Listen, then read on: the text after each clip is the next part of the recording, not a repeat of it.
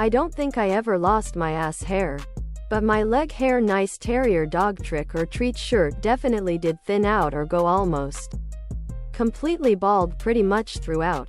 I also never got used to not having eyebrows. That was probably the worst physical change for me.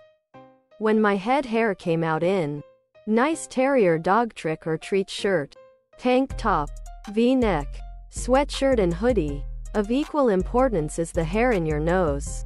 No hair means nice terrier dog trick or treat shirt nothing to catch the snot and constant sniffles. As someone who's been through chemo, I was ecstatic to find out that my ass hair disappeared. Starting again Monday, can't wait for that to fall out again.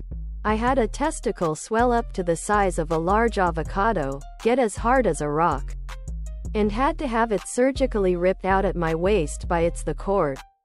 Unfortunately, it spread to my lymph nodes. So I underwent 9 weeks of chemo, other products,